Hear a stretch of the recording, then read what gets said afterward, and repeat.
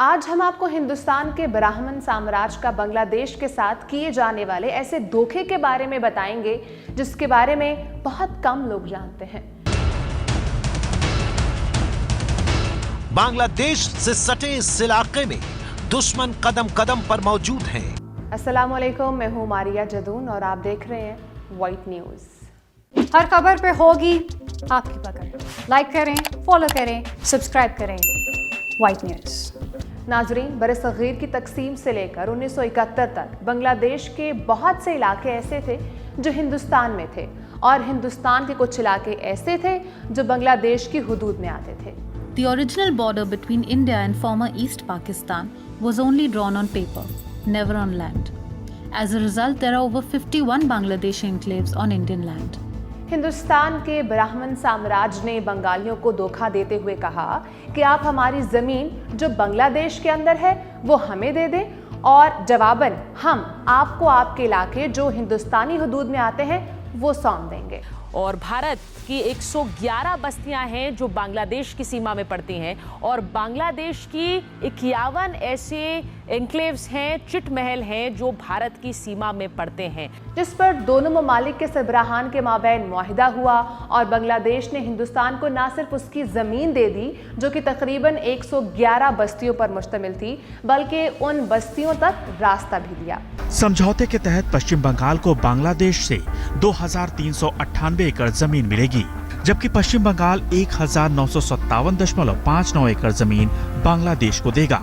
मेघालय को 240.578 एकड़ जमीन मिलेगी, जबकि 41,702 एकड़ जमीन बांग्लादेश को देगा। त्रिपुरा को भी बांग्लादेश से 138.41 एकड़ जमीन हासिल होगी। इसके बदले असम से 268.39 एकड़ जमीन बांग्लादेश को दी जाएगी। अब उसके जवाब में हिंदुस्तान ने मुआहिदा किया कि वो बांग्लादेश की 51 बस्तियां जो हिंदुस्तानी रियासत मगरबी बंगाल के अंदर आ रही हैं बांग्लादेश के हवाले कर दी जाएंगी। इस मुआहिदे को लैंड बाउंड्री एग्रीमेंट कहा जाता है। इस मुआहिदे के मुताबिक न सिर्फ हिंदुस्तान ने बांग्लादेश की 51 बस्तियां बांग्लादेश के हवाले करना थीं, बल्कि इन बस्तियों तक ज़मीनी रास्ते के लिए 3 बीघा ज़मीन भी फराहम करना थी। अब हुआ कुछ इस तरह कि 1974 में बांग्लादेश ने तो हिंदुस्तान को उसकी 111 बस्तियां और उन बस्तियों तक ज़मीनी रास्ते का कब्जा फराहम कर दिया, मगर 1974 से 2011 तक हिंदुस्तान बांग्लादेश को उसके इलाके देने से इनकार करता रहा। हत्ता कि 2011 में भी हिंदुस्तान ने बांग्लादेश को उसके इलाके बराह रास्त उसके हवाले करने के बजाय 999 साल के लिए लीज पर बांग्लादेश को दे दिए, जिससे ये मामला बज़ाहिर ख़त्म होता नजर आ रहा है। जो 3 बीघा ज़मीन हिंदुस्तान ने बांग्लादेश को उसके इलाके तक रसाई के लिए लीज पर दी है, उसको 3 बीघा कॉरिडोर कहा जाता है। समझौते के मुताबिक 1974 तक बांग्लादेश को अपने दक्षिण बेरुबारी इलाके का एक हिस्सा भारत को सौंपना था और इसके बदले में बांग्लादेश को 3 बीघा गलियारे पर नियंत्रण मिलना था। अगर आप गूगल पर 3 बीघा कॉरिडोर लिखकर सर्च करें तो इस मामले की तमाम तर तफसीलात आपके सामने आ जाएंगी। नाजरीन, हिंदुस्तान ने बांग्लादेश में मौजूद अपने इलाके तो धोखाधड़ी से हड़प कर लिए, लेकिन बांग्लादेश को उसके इलाके हवाले करने के बजाय लीज पर देकर मामले को रफा दफा करने की कोशिश की। हालांकि हकीकत ये है कि ये लीज बांग्लादेश के साथ एक बहुत बड़ा धोखा है। हिंदुस्तान के ब्राह्मण किसी भी वक्त इस लीज को कैंसिल कर देंगे और बांग्लादेश के इलाकों पर कब्जा कर लेंगे। जी हाँ नाजरीन, मैं कोई ख्वाबों ख्यालों की बात नहीं कर रही। हिंदुस्तान ऐसा ही धोखा कश्मीरियों को भी दे चुका है। हिंदुस्तान ने कश्मीर में मुस्लिम अक्सरियत होने के बावजूद कश्मीर पर ज़बरदस्ती कब्जा किया और तब कश्मीरी मुसलमानों को धोखा दिया कि कश्मीरियों को हक़ खुद इरादियत दिया जाएगा। लेकिन फिर कई दहाइयों बाद हिंदुस्तान न सिर्फ इस मुआहिदे से मुकर गया, बल्कि उसने कश्मीरियों को तारीख़ी धोखा देते हुए कश्मीर की रियासती हैसियत ख़त्म करके कश्मीर को बाकायदा हिंदुस्तान का हिस्सा करार दे दिया।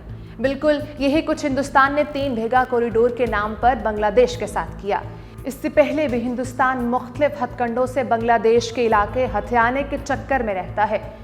اس سے پہلے ہندوستان تریپورہ میں موجود اپنا بربیکرم ایئرپورٹ، جس کو اگرتلا ایئرپورٹ بھی کہا جاتا ہے، اس کو وسیع کرنے کے لیے بنگلہ دیش سے زمین مانگتا رہا، جس پر بنگلہ دیش کے وزیر خارجہ اسدالزمان کمال نے 2019 میں واضح طور پر منع کر دیا کہ بنگلہ دیش اپنی زمین ہندوستان کو نہیں دے گا۔ اگر ہندوستان نے ایئرپورٹ بنانا ہے تو وہ اپنی زمین پر بنائے۔ ہندوستان کے براہمن ایک طرف آسام میں مسلم بنگالیوں کی نسل کشی میں مصروف ہیں، تو دوسری طرف فراقہ بیراج کے ذریعے بنگلہ دیش کا پانی چوری کر کے اس سے بجلی بنائی جاتی ہے اور الٹا مہنگے داموں بنگلہ دیش کو ہی بیچی جاتی ہے۔ ہندوستان کے براہمن اپنے توسیع پسندانہ اقدامات کی وجہ سے خطے کے چھوٹے ممالک کو ہڑپنے کے چکر میں ہیں۔ اس وقت ضرورت اس امر کی ہے کہ خطے کے تمام ممالک مل کر ہندوستان کا راستہ روکیں تاکہ خطے کو کسی ممکنہ نیوکلیئر جنگ کے خطرے سے بچایا جا سکے۔